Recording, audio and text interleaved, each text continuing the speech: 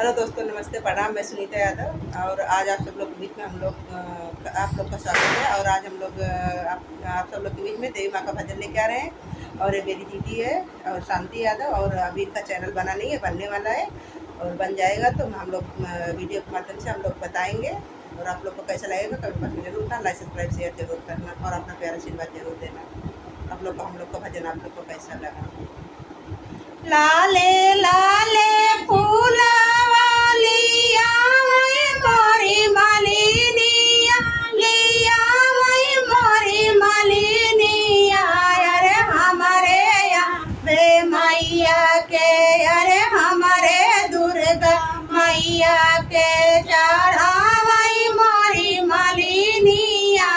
हमारे अम्बे मैया के चढ़ावई मोरी मालिनिया।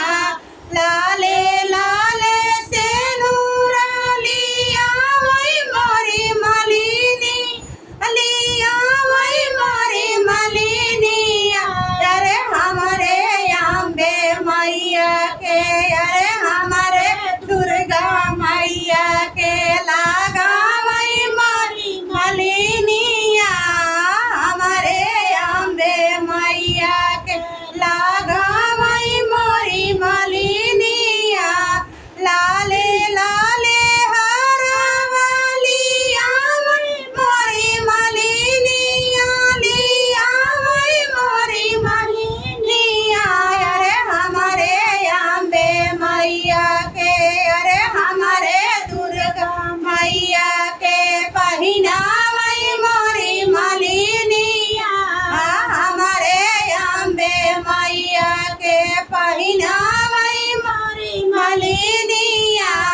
लाली लाली चूड़े लिया वही मोरी मालिनिया लिया वही मोरी मालिनिया।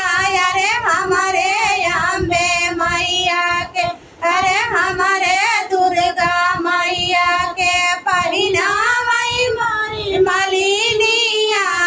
हमारे अम्बे मैया के पहिना वही मोरी मालिनिया। लाली लाली चुनरी लिया वही मोरी मालिनिया लिया वही मोरी मालिनिया। अरे हमारे अम्बे मैया के, अरे हमारे दुर्गा मैया के ओढ़ा वही मोरी मालिनिया। हमारे अम्बे मैया के ओढ़ा वही मोरी मालिनिया। लाले लाले महावर लिया वही मोरी मालिनिया लिया वही मोरी मालिनिया। अरे हमारे अम्बे मैया के, अरे हमारे दुर्गा मैया के लागा वही मोरी मालिनिया। हमारे अम्बे मैया के लागा वही मोरी मालिनिया। हम लोग का वीडियो कैसा लगा, दोनों बहन का आप लोग का कैसा है वो कैसा लगा आप लोग कमेंट बॉक्स में जरूर बताना और लाइक सब्सक्राइब शेयर जरूर करना। आप लोग का कैसा लगा कमेंट में